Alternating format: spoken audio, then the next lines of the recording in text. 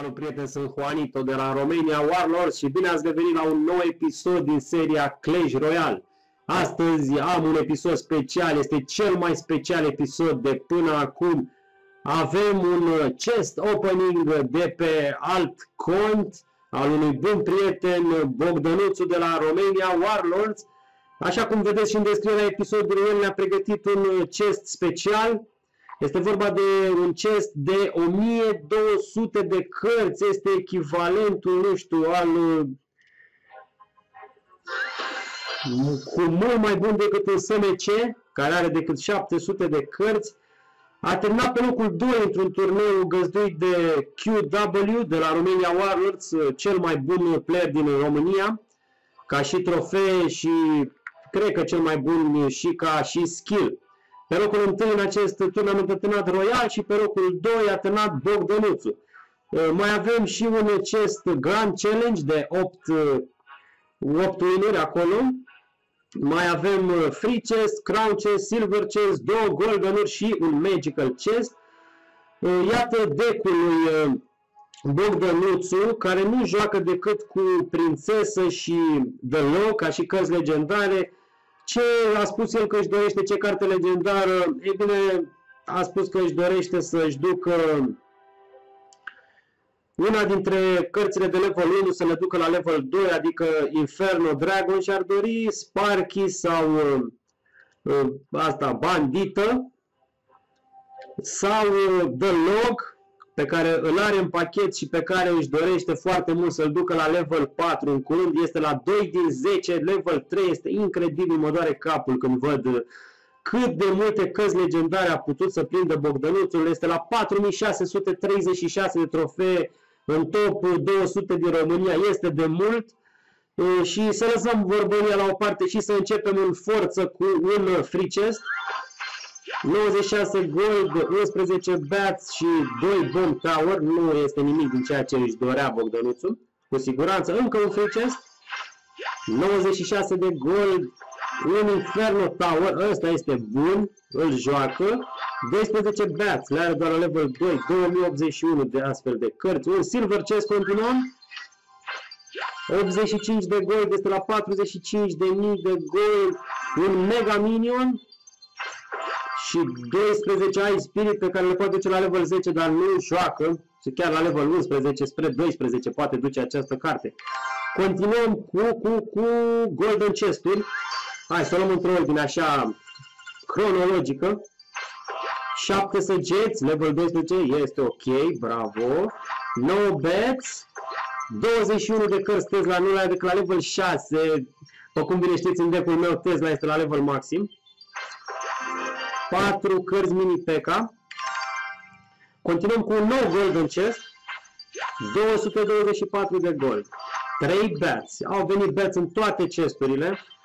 5 Goblin Gang. Iată, el joacă destul de mult cu Goblin Gang. L-are la level 11, le poate duce la 12. 4 Ice Golem și 29 de scheleți. Crown Chest sau 8 win la Grand Challenge. Hai să continuăm cu Crown Chest.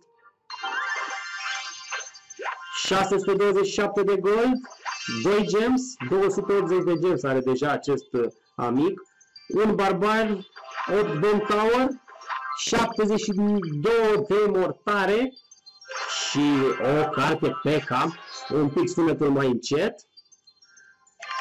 Și continuăm cu 8 chesturi de 8 win-uri de la Grand Challenge. 8 cărți aici, 9300 de gold.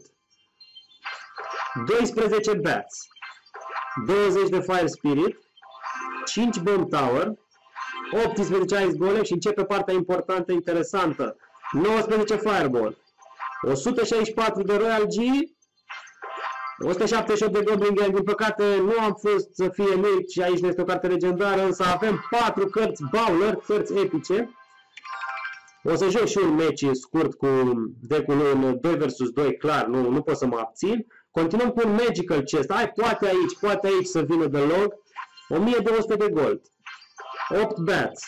15 minioni. 4 colectoare. 29 Fire Spirit. 42 minion gold. Dacă vine acum O serie de cărți epice. Ar putea fi legendară ultima carte? Nu. 21 de Inferno Tower. Măcar am prins destul de multe Inferno Tower. Este ok. Și 4 Execution, care poate duce la level 5. Nu este rău deloc. Execution e o carte foarte bună. Și pentru ce am așteptat în această zi, hai să deschidem și chestul de 1200 de cărți. 13 cărți avem aici. 8400 de gold. 62 de Royal G, 68 Archers. Un prinț, iată, deja o carte epică de aici.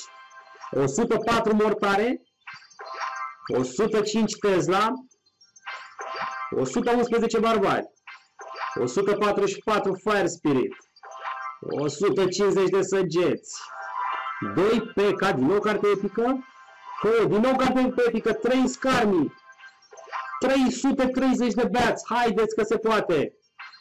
53 Barbarian Hat, nu, măcar să vină o carte pe care Bogdanuț o folosește, nu ar fi rău deloc. 67 Ice Golem, este ok, level 8. E incredibil, cât de multe cărți, cât de mult gold. Sunt 2, 4, 6, 8, 9, 10, 11, 12, 13 cărți și bănuți a primit Bogdanuțul din acest chest uriaș. Mi-a plăcut foarte mult Grand Challenge acela, deci vă recomand dacă aveți 100 de gems și aveți un pic de skill să încercați să intrați în acele Grand Challenge-uri, pentru că sunt chesturi foarte mari, de acolo vă puteți upgrada foarte repede. Haideți să facem repede și un match, un quick match la 2 vs 2, nu vrem să-i scădem trofeul lui Bogdanuțu. N-am mai jucat de mult un deck cu Hog, sper să fie cu noroc. Un adversar care joacă cu Golem, Nightwitch, Tornado, Lightning. Este un deck foarte ok, îmi place să joc, să am coechipier un asemenea player. Prințesă, o dăm în spate.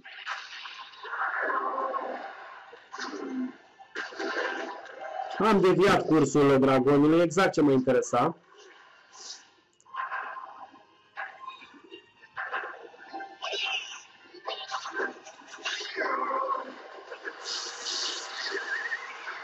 Nu am niște pun horda de minioni, așa cum îmi doream. Dar dacă nu ai un zap sau ceva, a avut Fireball. Ar fi putut minionii să-și facă treaba foarte bine.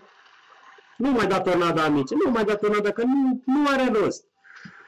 Iată cât de frumos merge acest deck al lui Bogdanuțu, cât de ok. Și nici măcar nu am pus cartea lui cea mai bună ofensivă, adică Hog.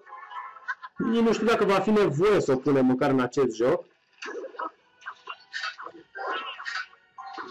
Jucăm defensiv și o să punem Hog când o să ajungă Nightwitch la mijloc. Adică acum. Să vedem ce poate să facă Hogul. 2 lovituri. Am înțeles că Tornado este o carte cam foarte bună, un counter extraordinar împotriva Hogului. De aceea nici nu prea joc cu Hog. Și a făcut treaba foarte bine minerul lor, în schimb, pe partea dreaptă 2071. Mai avem noi pe dreapta.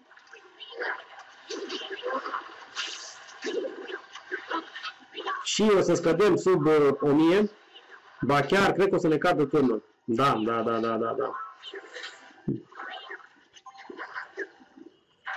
Este ok la aceste challenge-uri, la aceste meciuri, că nu pierdem trofee.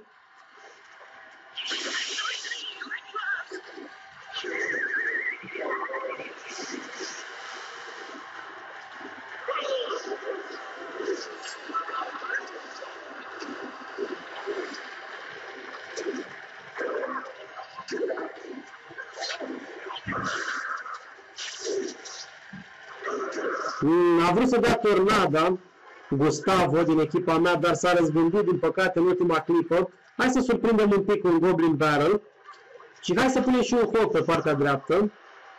L-am surprins un pic.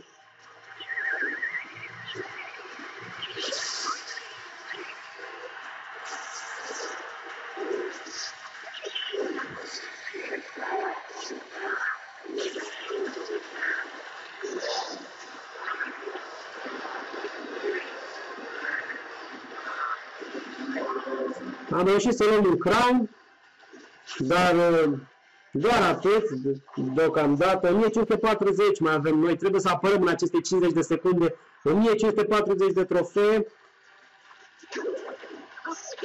Hai să se prindă un pic, dar va veni tornada, bineînțeles.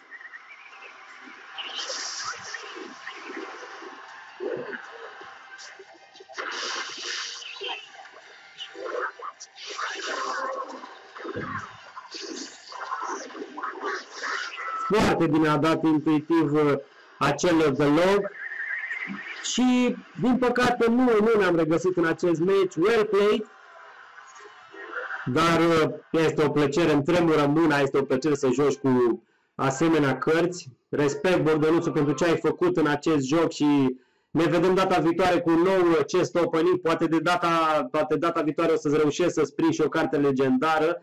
Vă aștept pe grupul Juanito Clash Royale pentru a discuta acolo în privat despre viitoare deschideri de chesturi.